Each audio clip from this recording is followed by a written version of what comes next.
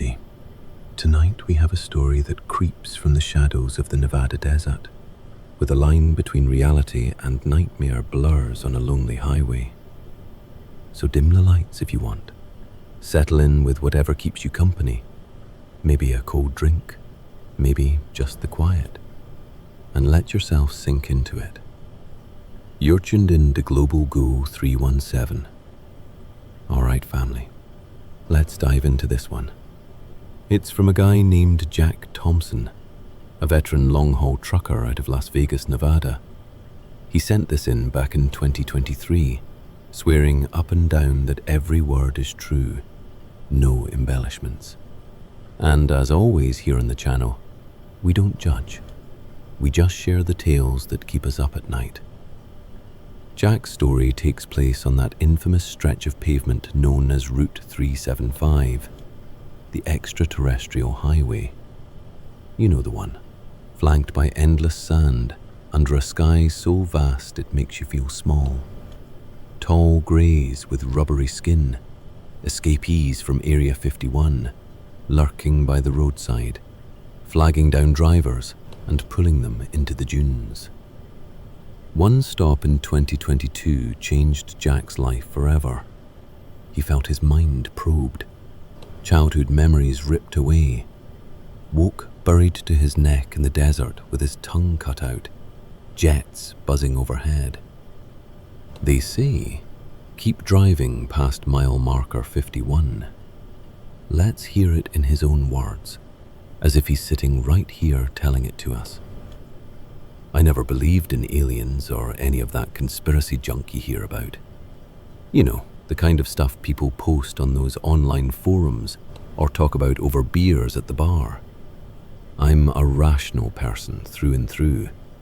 Grew up in Carson City, Nevada, where life is simple. Work hard, fix what breaks, don't chase fairy tales. I spent my youth working in my old man's garage, getting grease under my fingernails and learning the cold, hard logic of internal combustion. If a car didn't start, there was a reason you could touch. A bad spark plug, a clogged fuel line, a dead battery. It wasn't space magic. I studied mechanical engineering for a couple years at the local community college, learning how engines tick, how systems work logically, piece by piece. Dropped out when the tuition got too steep and my dad's back gave out. But that logical mindset stuck with me. Ended up driving trucks for a living, hauling freight across the Southwest. It's not glamorous, but it's steady. Wake up before dawn, chug black coffee that tastes like burnt rubber, hit the road, deliver the load, repeat. No room in my world for UFOs or little green men. Hell, when my buddies would start yapping about Area 51 being full of captured extraterrestrials, I'd just laugh it off.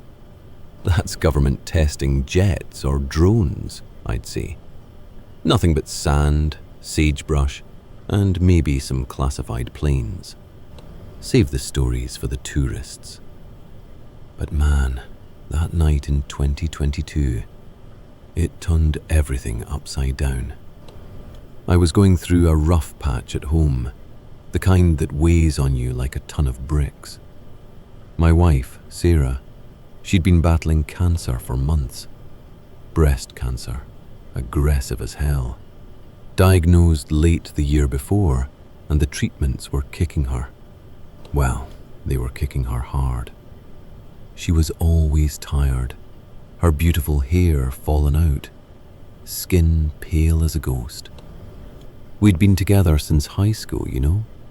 Met at a football game, her cheering from the stands, me playing like I was hot stuff.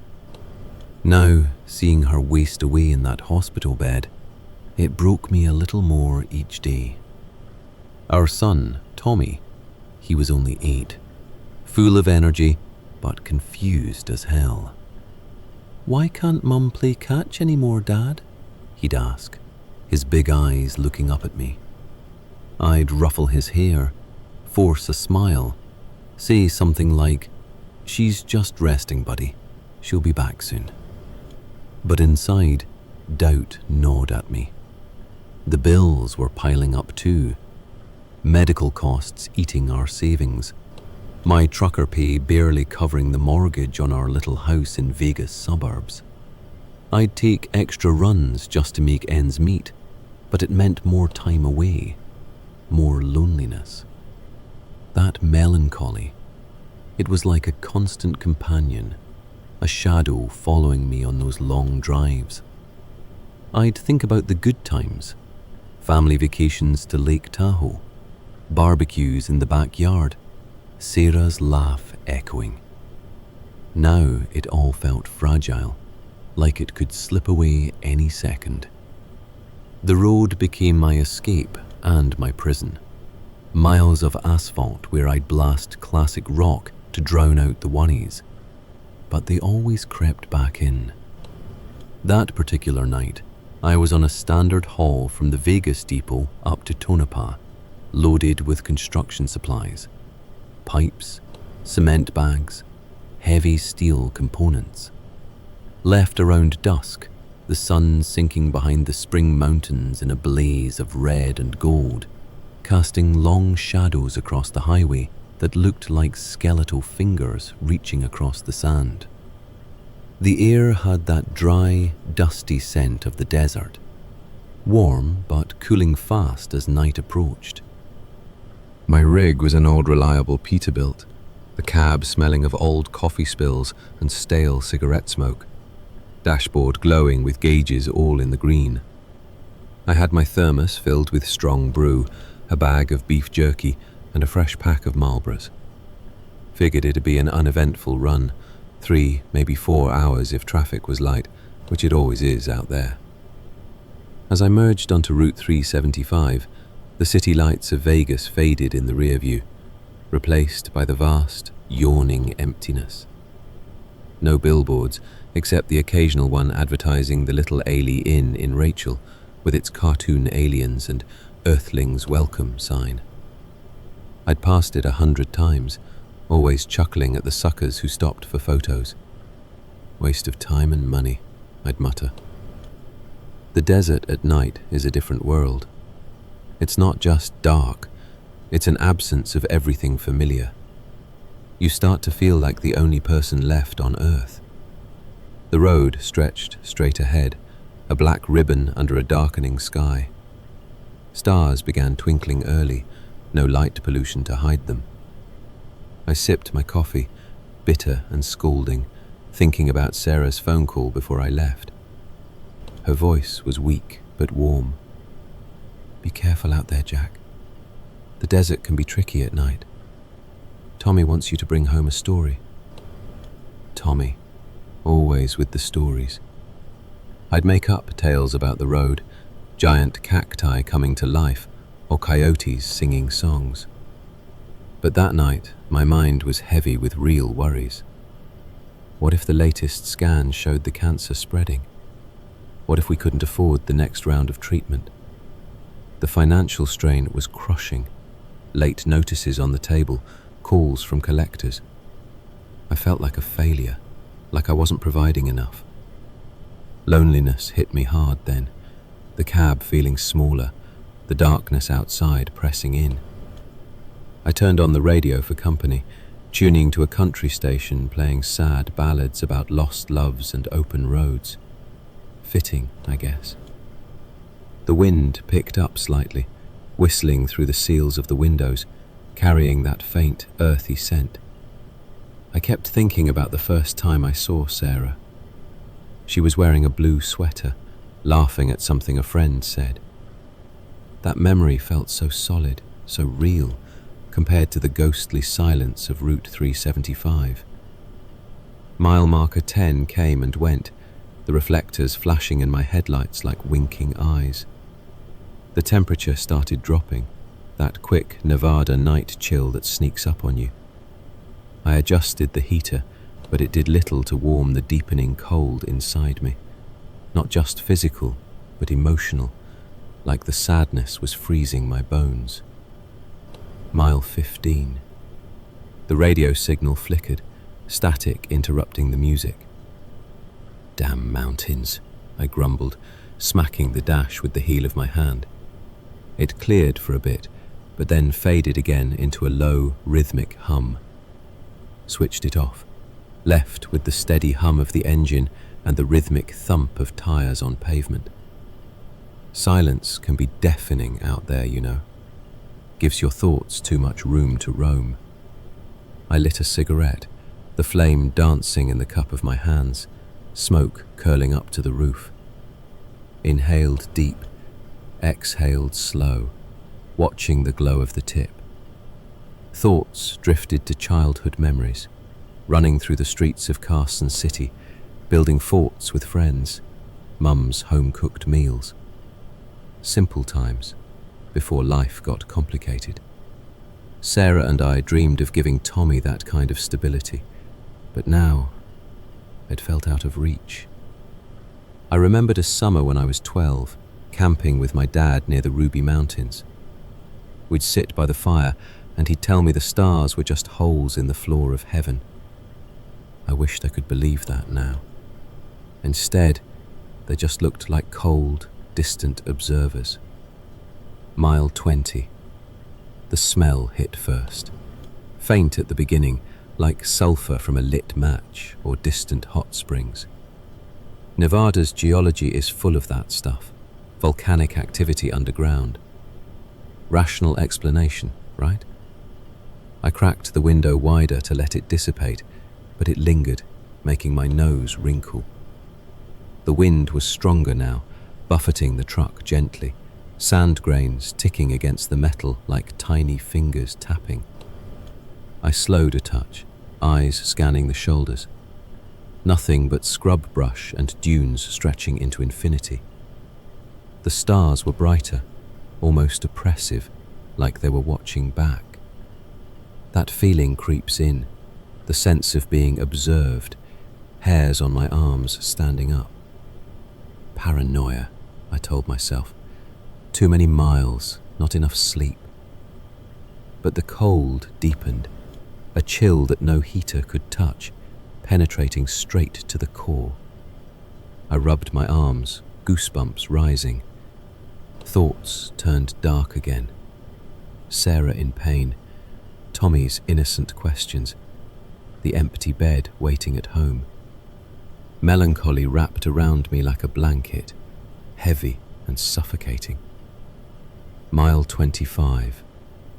A shadow darted at the edge of the headlights, tall, slender, gone before I could focus. Rabbit or something, I muttered, heart skipping a beat despite myself. Animals cross all the time out here, distorted by the beams, but it seemed wrong. Too upright for a critter. I accelerated, pushing the truck to 60. The smell intensified, sulfur mixing with something rottener, like meat left in the sun for a week. Gagged a little, rolling up the window fast. Must be a dead animal nearby. Maybe a cow got loose. Checked the vents. Clean. The silence grew thicker. No wind sound now, just an unnatural quiet, like the desert was holding its breath. My mind raced with rationalizations, but doubt crept in. What if those stories had some truth?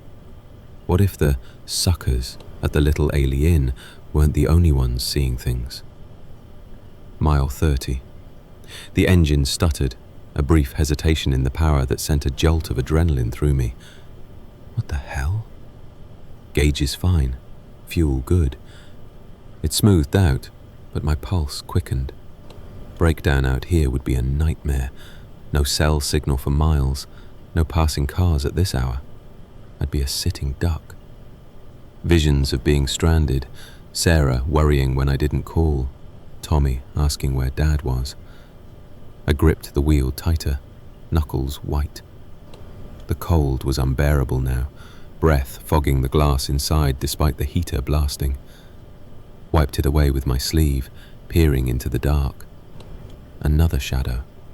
This one off to the side, among the twisted Joshua trees, standing perfectly still, as if waiting. Tall, thin, humanoid. Lights swept past, and it was gone. "Trick of the light," I whispered, voice shaky. But the dread built, a slow burn in my gut. Smell evolved again, sulfur, decay, and a sharp metallic tang like blood. Wind returned, howling softly like distant cries or heavy breathing from the dunes. Mile 35. The radio snapped on by itself, static bursting loud, then whispers, garbled words I couldn't make out, like a language from another world. "Electrical glitch," I said, turning it off quick. But sweat beaded on my forehead despite the freeze. The feeling of being watched turned to outright fear, a prickling at the back of my neck. Internal monologue raced. "You're tired, Jack. You're overworked, stressed from home. Hallucinations happen." I remember reading about highway hypnosis, where the brain starts making stuff up to stay engaged. Yeah, that had to be it. But the small incidents piled up, each one chipping at my skepticism. Objects in the cab seemed to shift, the thermos tipping slightly, papers rustling without wind. Vibration from the road, I kept repeating. Rational, always rational.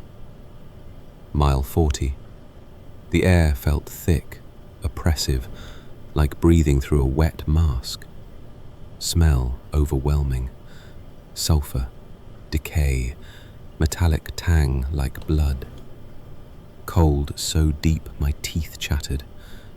I was shivering so hard the truck was almost swaying. Wind screamed now, sand blasting the truck with a sound like sandpaper on metal. Then, up ahead, by mile marker 45, I saw a flash of light. Not a car, too high up. A blue pulse, gone in a second. Searchlight from the base, I reasoned, but the base was miles away. Approaching mile marker 51, the feeling reached a fever pitch. It wasn't just fear anymore. It was a physical weight on my chest. Every instinct I had, every bit of common sense I'd gathered in 40 years of living, was screaming at me to turn around. But you can't exactly U-turn a semi on a narrow desert road without getting stuck in the sand. I had to go forward. Then, up ahead, right by mile marker 51, the figure appeared. Tall, over 6 feet, grey skin glistening like rubber in the headlights. Tattered suit, like ripped lab clothes or military gear hanging loose. Arm out, flagging me down. Face. God, the face. Black eyes, enormous, no pupils, just endless voids leaking dark fluid down the cheeks. Not human, not a costume. My foot hovered over the brake. No way. I should have floored it, kept driving.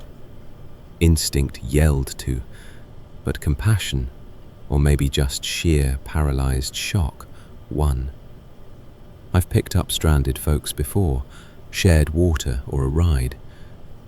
Maybe hurt, I thought. Maybe it's a person in a mask who's been in a wreck.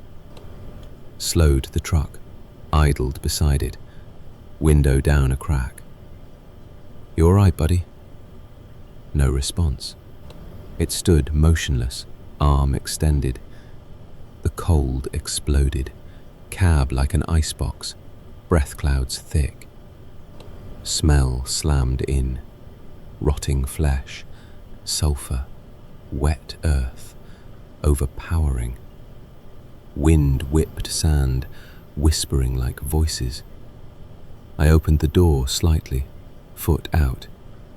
"Hey, need a lift or something?" Closer now, I saw the skin. It wasn't just grey, it was translucent in places, veins pulsing faintly blue underneath. Eyes locked on mine, and then it happened. The probe, It wasn't a physical thing. It was like a violent intrusion, a hand reaching into my skull and turning my brain inside out. Memories flashed unwanted. Childhood in Carson City, falling off my bike, knee scraped, mum kissing it better. Ripped out, pain lancing through my eyes. Then Sarah's smile on our wedding day, her veil fluttering in the breeze, the smell of her perfume as we danced. Torn away. Tommy's first steps, his little hand gripping my thumb, giggles filling the room. Stolen. Head throbbed, vision blurring. "Stop!" I yelled, or tried to, but my voice was just a dry croak. I stumbled back into the cab, door slamming shut, but it moved, jerky, fast, hand slapping the glass, palms sucking like a vacuum. More figures rose from the sand, 4, 5, identical greys, eyes leaking, suits tattered.